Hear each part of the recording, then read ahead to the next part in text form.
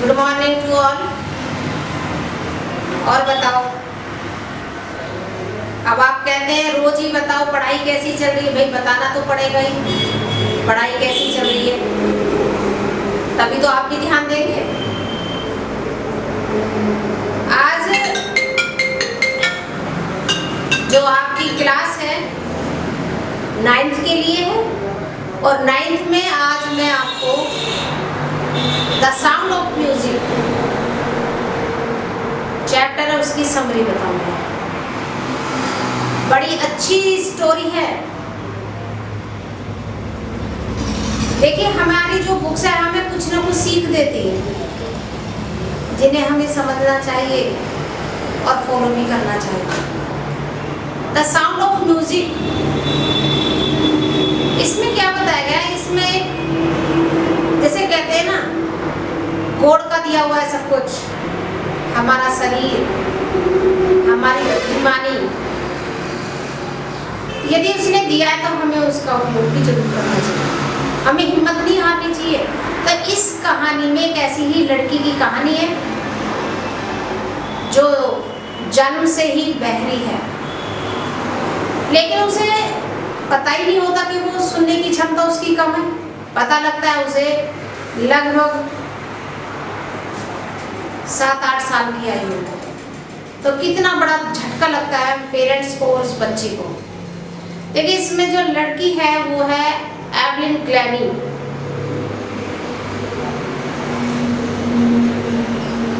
जो केवल वाइब्रेशन को महसूस कर सकती है, जिससे उसको घबराहट होती है। एक ऐसे ही एक स्टेशन का जिक्र है इसमें, जहाँ पर काफी भीड़ लगी हुई है, ट्रेन का लोग इंतजार कर रहे हैं, क्योंकि एवलिन को भी किसी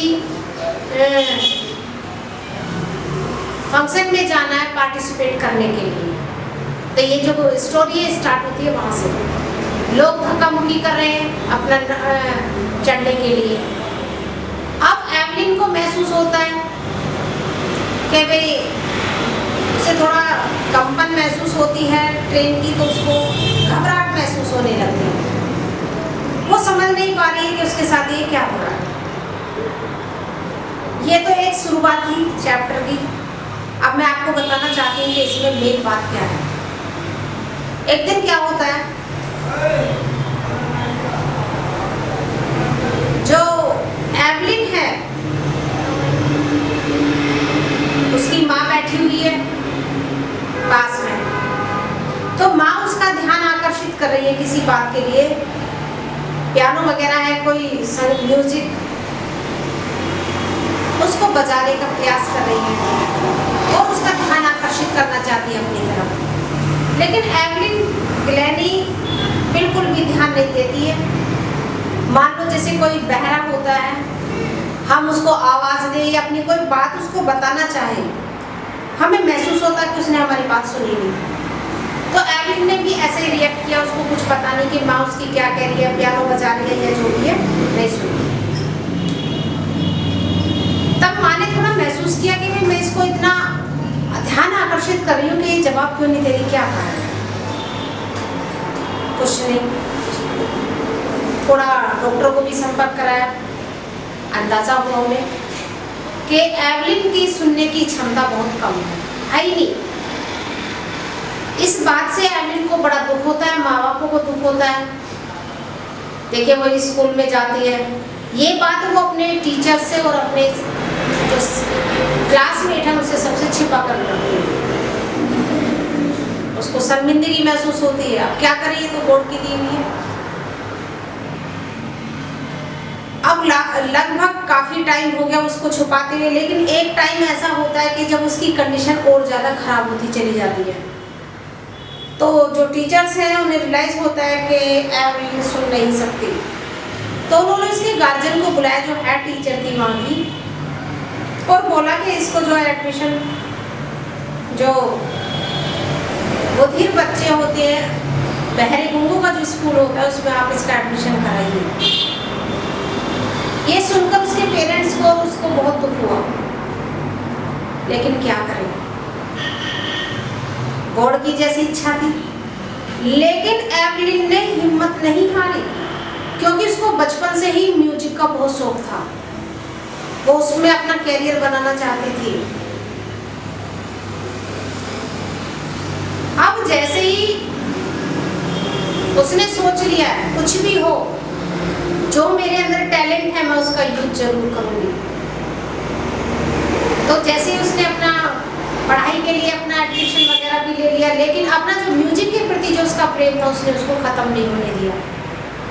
काफ़ी टीचर्स थे, उन्होंने उसको इस रास्ते से भटकाने की कोशिश की, लेकिन उनके जो एक टीचर थे एवलिन के, उन्होंने ये बताया कि तुम कानों से ना सुन करके शरीर के किसी अंग के द्वारा उसकी ध्वनि को महसूस करो। और होता भी है, जब हम किसी चीज़ में मन लगाते हैं तो कहते हैं हमारी स्किन भी सुनती है कभी कभी। तो एवलिन ने अपने टीचर की इस बात पर ध्यान दिया और उसने एकदम उसको एक्साइटमेंट हुई और उसने अपने टीचर से बताया कि मैं सुन सकती हूँ, बेशक मेरे कान नहीं है, चाहे मैं अपने धड़कन से सुनूं, चाहे मैं अपनी स्किन से सुनूं, मैं महसूस कर सकती हूँ म्यूजिक को। अब ये समझ लीजिए उसने ऐसा महसूस करने के बाद वो अपनी पूरी जी जान से लगन से लग गई, म्यूजिक में लग गई। दिन रात उसने मेहनत की, जैसे कि म्यूजिक के अंदर जो ऑर्केस्ट्रा पार्टी होती है, ये सब चीज़ उसने जितने भी वाद्य यंत्र थे सब में महारत हासिल की। उसने ये सिद्ध करके दिखा दिया, बेशक मैं सुन नहीं सकती हूँ लेकिन मेरी योग्यता कम नहीं है, ना ही मेरी योग्यता को आंका जा सकता है। भाई वो तो गॉड की देन है। तो ये समझ लीजिए कि उसको पुरस्कार भी मिला, सब लोगों को आश्चर्य भी हुआ कि एवलिन सुन नहीं सकती लेकिन फिर भी उसने संगीत में सबसे आगे अपने आप को खड़ा पाया। तो ये उन लोगों के लिए, उन बच्चों के लिए सीख है जो गॉड की देन है। हमारे किसी भी अंग में कोई गड़बड़ हो सकती है, उसकी वजह से हमें अपना कभी भी आत्मविश्वास नहीं खोना चाहिए। ये नहीं कि हमारे अंदर ये कमी है तो हम इस काम को नहीं कर सकते, जैसा कि एवलिन ने करके दिखाया। यानी उसने उस चीज़ को साबित करके दिखा दिया कि बहरा होने के बावजूद भी वो संगीत में सर्वश्रेष्ठ है, सबसे आगे है। तो राइटर ने हमें ये दिखाया है कि जैसे हम कभी कभी बच्चों को या हम किसी से थोड़ा सा हेट करते हैं कि ये सुन नहीं सकता, ये बोल नहीं सकता, तो ये मतलब नहीं है कि वो जीना छोड़ दे। जीना नहीं, वो उसी चीज़ में जीना सीख ले और अपनी लाइफ को बेहतर बनाए। तो ये समरी है जो सीख देने वाली है, कमी कहीं नहीं है, कमी हम तुम लोगों में ही है। और हम उस कमी को, जैसे कि कुछ बच्चे कहते हैं कि भी हम पढ़ नहीं सकते हैं, हमारा दिमाग इतना अच्छा नहीं है हम कोई चीज़ सीख लें। अगर हम कंसंट्रेशन करके चलते हैं तो हम ना सीखने वाली चीज़ को भी सीख सकते हैं, जैसे कि एवलिन ने दिखाया। तो ये इस चैप्टर की समरी है, आप सबकी समझ में आ गई होगी। और बेहतर है कि ऐसे ऐसे जो हमें मैसेज मिलते हैं अपनी लाइफ में, हमें उनको फॉलो करना चाहिए, क्योंकि हमें उनसे कुछ ना कुछ सीखने को मिलता है। That's all.